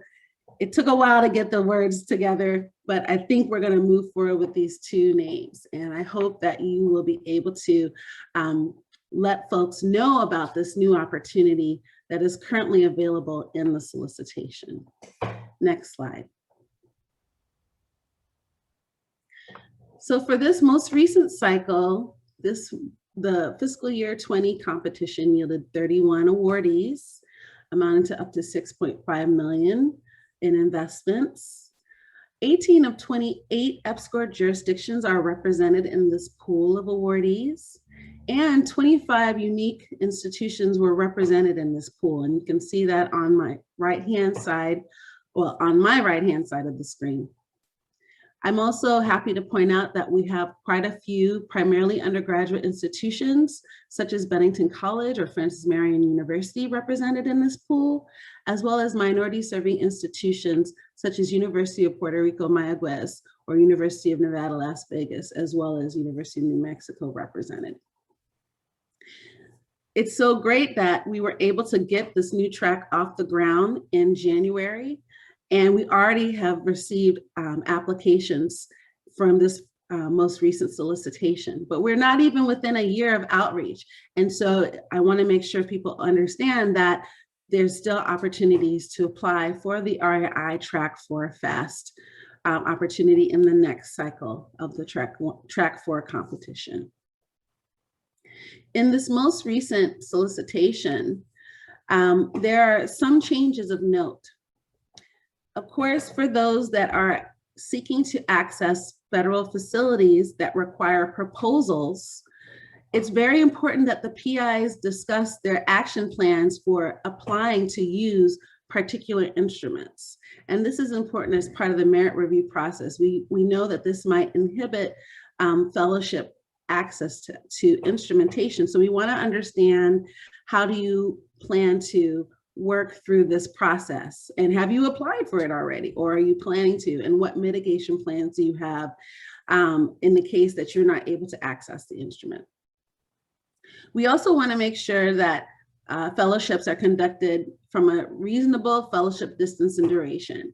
And I've received many questions about, okay, so what is a reasonable fellowship duration or distance? And we try not to be overly prescriptive, but we've had folks apply to do their fellowships across the street from their laboratories. So that is obviously not a reasonable duration or distance. And so we ask that if you fall within at least 2 hours from your host site, home institution, that you provide some kind of justification, right? There may be a lot of traffic, or there may be other barriers that make it a reasonable fellowship distance or duration. We also ask that for folks who are asking to work with their prior graduate or postdoctoral advisor, that they try to demonstrate that the research that they'll be conducting will be independent from that original work that was done.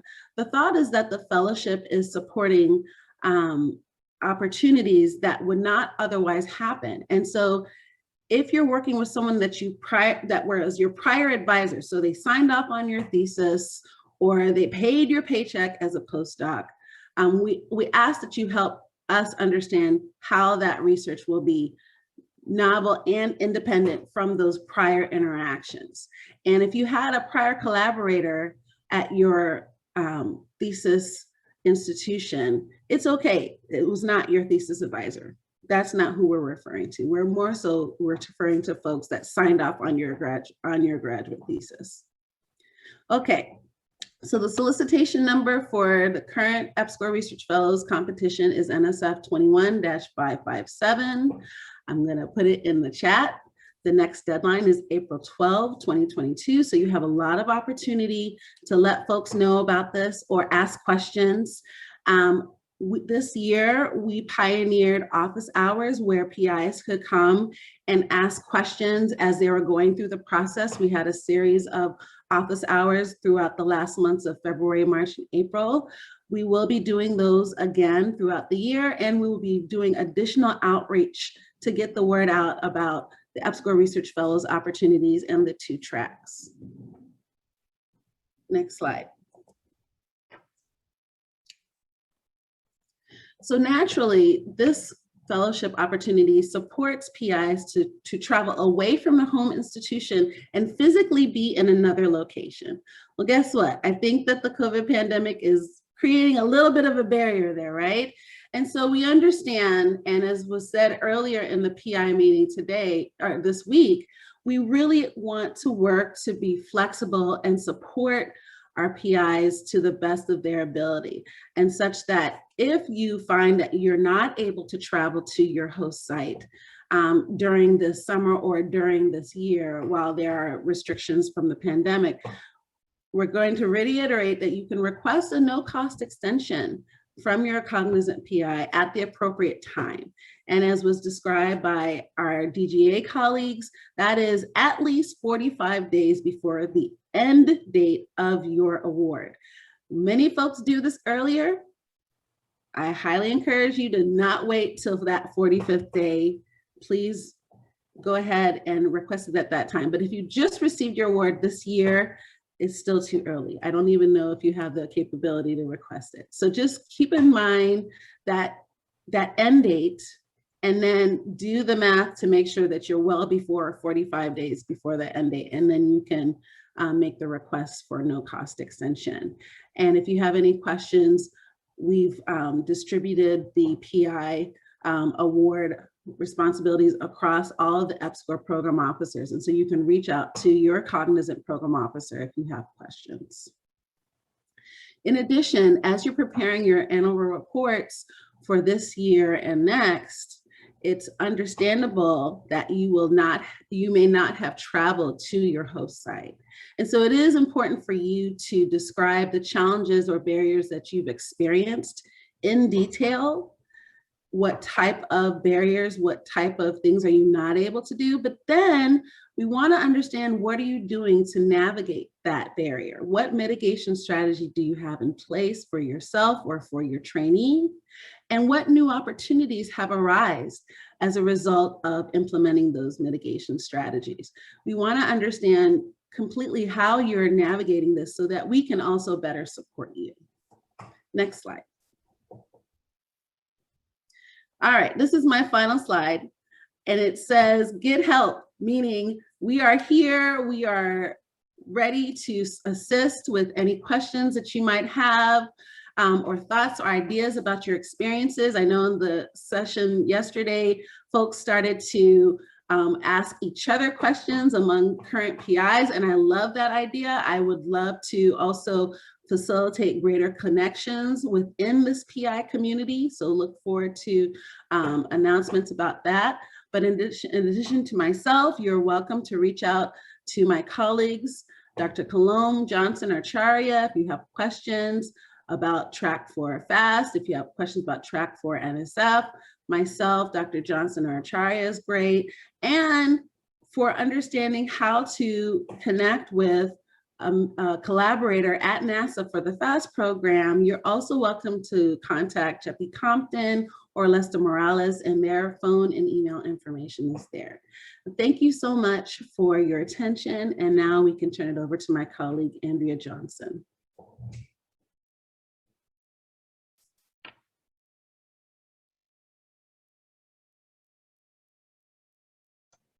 Good morning, everyone. Can I get the slides up, please?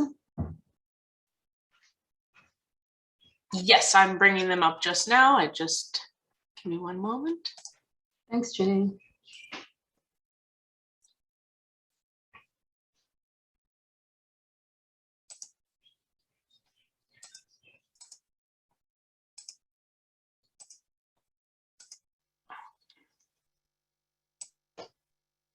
Next slide, please. So good morning, everyone. I'm Andrea Johnson, and I would like to talk a little bit about the workshop opportunities here in EPSCoR. I think most of us know of them, but we need to make sure that people are aware of some of the information that's out there, some of the things that are best practices for workshops and the opportunities that's available to them. So remember, I'll just give a brief overview of the workshops that have been funded in the last year, and then I'll go over the goals and what makes a successful workshop proposal. Also, please remember, information on workshops can be found in the solicitation. It's 19-588. Next slide. So I want to highlight some of the recently funded workshops, and you can find the abstracts at nsf.gov, the award search. So the first one that's actually I'm going to mention, so there are 4, well, actually 5 that have been funded, or a little bit more. But in the last year, the Connecting Indigenous and Western Knowledge Systems for Student Success in STEM, that's from Kapiolani Community College. That workshop is actually going on right now. So it started yesterday. It's going on as well today. They do have 2 workshops planned. And so the first one is now, and the next one will be later this year in September. So if you do have time today, please catch that one. I'm sure Bob Franco and his team would love to hear from you. The next one I'll talk about, and Shane did mention this, this is the one from the University of Hawaii on building research cyber infrastructure in EPSCoR jurisdictions. And that one, Gwen Jacobs, it's going to be co-occurring with the national meeting. And Shane talked about that earlier. So that's going to be coming up. So it will take place in Maine in 2022. Next slide, please. So it's important that workshop proposals, there are specific goals. We want to make sure we bring communities of thought together so they can discuss research or educational findings. Your workshop should really explore topics in emerging areas of science and engineering and foster innovative collaborations. You should also be able to expose researchers or trainees to new research and education tools or techniques. Please remember that workshops should address multi-jurisdictional efforts, and these are on themes of regional or national importance that's relevant to EPSCoR goals and NSF's mission. Next slide, please. So what makes a successful workshop proposal? First, I would highlight, please submit a white paper. It's not required, but it's recommended. My colleagues, we actually review the white paper. We provide you with feedback before you actually submit that proposal. So it does help. So the topical areas may vary widely. Example, areas described in NSF priorities, but they should be provided that topic is relevant to science and engineering fields, and again, of interest to the EPSCoR community. So you should have a clear plan for involving groups underrepresented in STEM at all levels.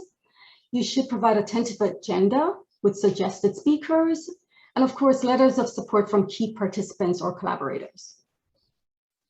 Next slide, please. So things you should not do. So these are some of the pitfalls, and we would like to make sure that you avoid them. So I would suggest that you do not involve just within jurisdiction or a single jurisdiction activity. So again, it should be across jurisdictions, and the activities should be relevant on a regional or national level.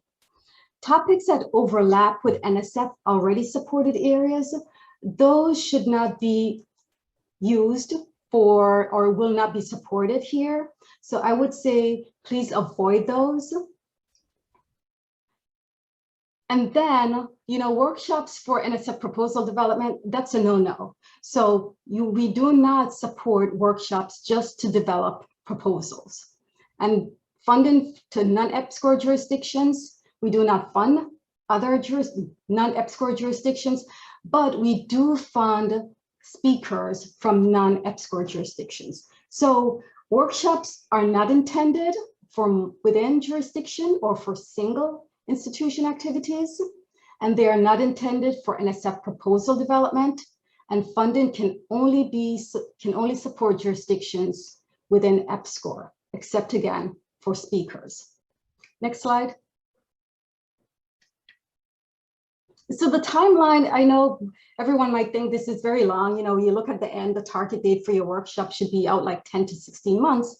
But if you prepare well, it takes that long to get that going. And if you have a workshop idea or theme in mind, please start thinking about it early. Make sure you do your initial preparation. You can have a discussion with us, any of your fellow EPSCoR program officers. Do that well in advance.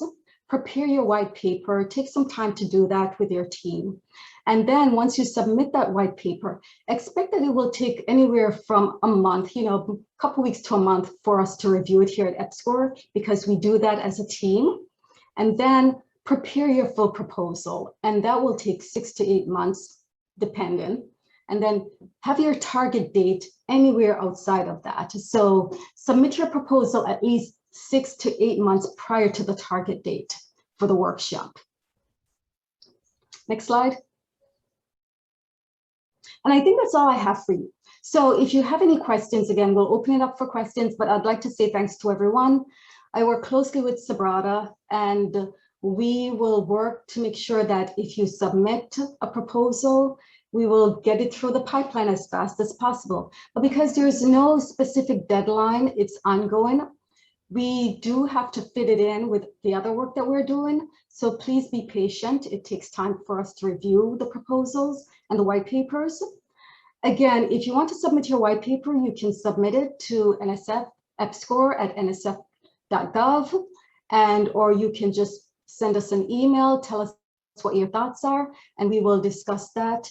But please follow the solicitation. There are specific guidelines and detail in that solicitation as to how to prepare your white paper and how to prepare your full proposal. So if you have any questions, we'll go ahead and take questions now. Thank you, everyone.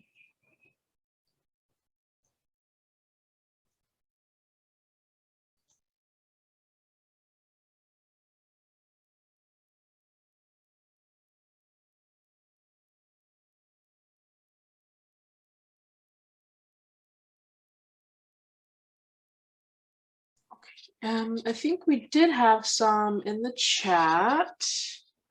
Definitely a lot of comments. Let's see if we can get to the questions here. So we have, I'm really excited about this program. Is there a resource that lists MSI that have research programs similar to ours? Yeah, so that one was aimed at track 2. I actually have, I've actually answered all of the questions that popped up in the chat, but I'll just build on this one. There are no official lists, but the we have one that we pull down, and also if you go into the actual DCL, it actually takes you to a website where you can pull down lists of MSIs that are housed in EPSCoR jurisdictions directly, so you can find those there. That being said, we're also in a massive outreach process to MSIs right now to find interested parties that are interested in collaborating with you all. And so, you know, what we're sort of hoping to do in the next week or so is actually build a matching event to bring track 2 PIs with interested parties, the MSIs, together. So if you're interested in that, just send me an email. I'll add you to the list, and we'll build on that as we go. There's a second one just from Greg. Will the emphasis for track 2 stay the same for 2022 industries the future? I can answer that real quick. I cannot confirm or deny that until the next solicitation is out. But historically speaking, we quite often run a similar theme for multiple years. So I can speak to past history. I cannot confirm or deny if we are going to do the same one, but history speaking, there is that potential. Hey, hi, Chi-Chi. I got a question for you. Sure. Okay, for track 4, I worked with you 4 years back on one of the track 4 panels. I was just wondering, one of the needs I've noticed is I got MSI institution young faculty working with me on my track 2. Mm-hmm. The major hurdle they have is they have incredible teaching load. They teach 4 classes per semester, right? Mm-hmm. So it'll be easy for me to work with them on a track 4 proposal and get them funded so they can come to my lab and work. The problem is they just don't have time. So the question is, can track 4 part of the money be used to relieve their teaching load? Is that okay? So I'll give you 2 strategies there. In the solicitation, we asked for a letter of support to come from an administrative manager at the home institution, either the chair or a dean that speaks to that load. And it's encouraged that they provide some level of teaching release in that letter. But if it's not possible, it's also possible if they're on a contract that doesn't include summer responsibilities or less responsibilities during the summer, they can also have their fellowship timelines take place during the summer when they're not teaching or when their responsibilities are lower. No, summer is not a problem. So the most of them are on 9-month salary, so they could literally come in summer. But to do anything meaningful, there has to be a follow-up during the regular semester, right? So I have asked some letters like, but typical administrator, they will always write, I will support you, but they will never specifically say, I can give you a teaching relief or anything like that, right? One way you can get that is if you could use part of the funding to just pay back 1 month of the regular salary. Yeah, so they can request up to 6 months of support for salary. And that would help them buy out some of that time so that that money could go towards someone else teaching instead of them. So they can request that at any point within those 2 years. There's 6 months of salary support for them. And then there's 6 months of salary support that's available for a trainee researcher. So if they have an undergraduate, graduate, or postdoctoral trainee that they'd like to take with them to the site, to your location, they can do that. Okay, so they can use the salary to give back to the department and buy out. Okay, awesome. Thank you. Yeah, good morning, Andy Kliske from Idaho EPSCoR. I've got a question on the track 2. Kia ora, JD.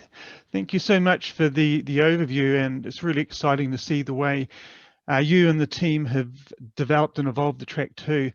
And an issue is always in the first year of a new theme and sort of making that connection, you know, and I'm wondering, you know, if it's possible when the theme first comes out to be able to have more than the mandatory 90-day minimum between solicitation and deadline. I know it's you know, in the reality it's not so easy, but you know, 120 days would just in that first theme allow, you know, better connections and networking.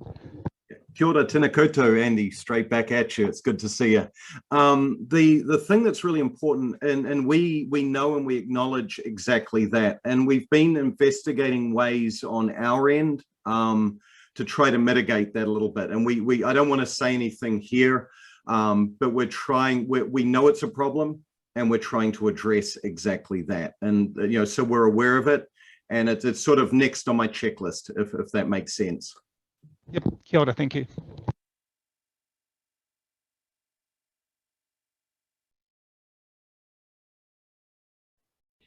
Okay, Andy, you've asked your question. I can lower your hand. Do you have another question?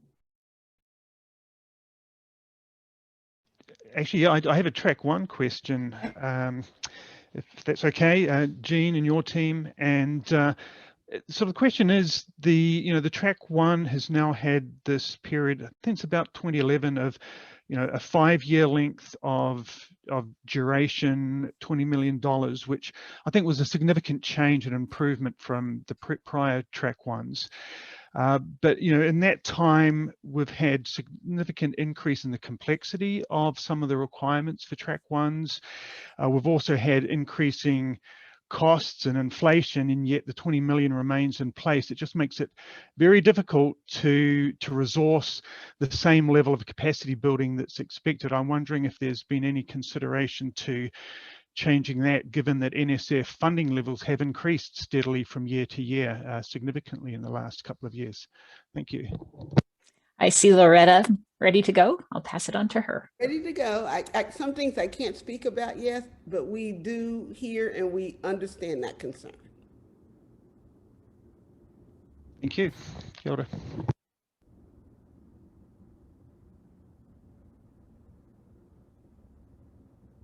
we had a number of questions in the chat, but it looks like Jean and JD have been answering all of them as they've come through. Is there anyone who didn't have your question? It looks like you've replied to everyone, though. Anyone Yes, that I had a question. I don't think it was answered. Are letters of support required for workshops, or are they optional? You should provide letters of support, especially if it's not someone that's actually on the project or on the workshop proposal. So that would definitely make a big difference. So we do look for those letters of collaboration. Okay, thank you.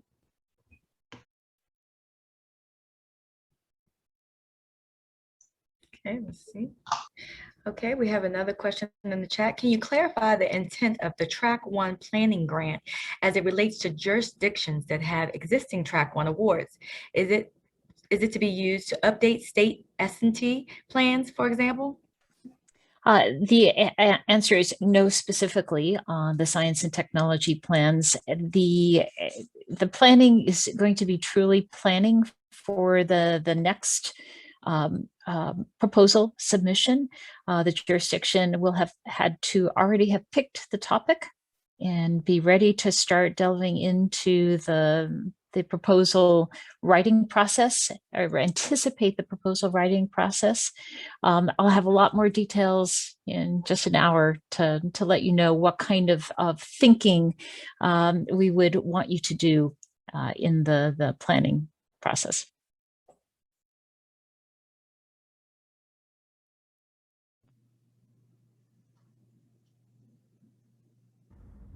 And if there are no additional questions, oh, I see Edwin has his hand raised.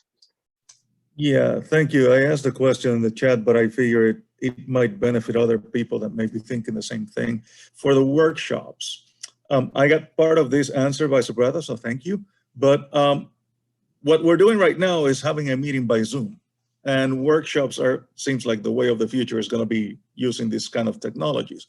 So my question is, in terms of practicality for these workshops, is the expectation that the teams submitting will try to minimize costs by using these technologies? Or is it still fundable, given the reality that we're living right now, to actually push for in-person meetings? I guess that would be the easiest way I can ask that question. I think that's a very good question, Edwin, and I've thought about that earlier. We're not going to push for Zoom for workshops, so we're not going to try to reduce costs by going just one route, but I think it's also beneficial to have a blended approach, because we've seen that not a lot of people are able to travel, but when you do have a meeting that you can attend by Zoom, a mother or father, someone's taking care of other people, they can still attend. So making it more inclusive does help. So I think having more of a blended approach should be something that everyone should think of in the future going forward, because that does help to make sure that we have more people participating in these meetings. Thank you.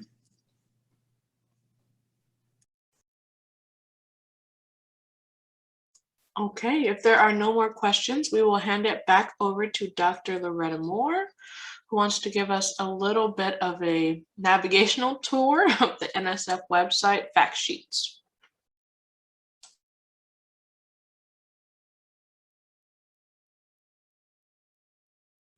I wanted to post it in the chat box. And so I'm very pleased with this project that was initiated by our Office of Legislative and Public Affairs, and you heard from Amanda earlier in the week. And so I'm so excited. So I want to show you what's here, and I'll put the link in the chat box. If you can click on NSF state by state.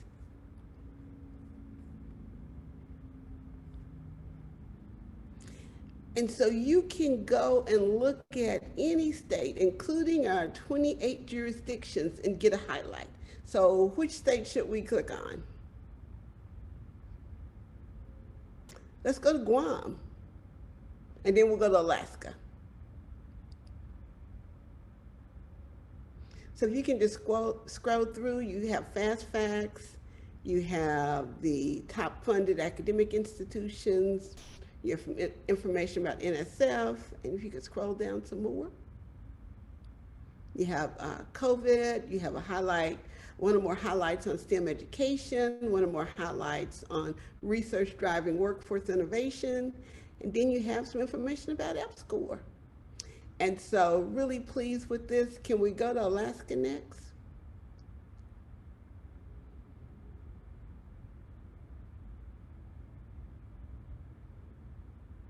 Okay, you got the fast facts about Alaska. We have the top NSF funded academic institutions.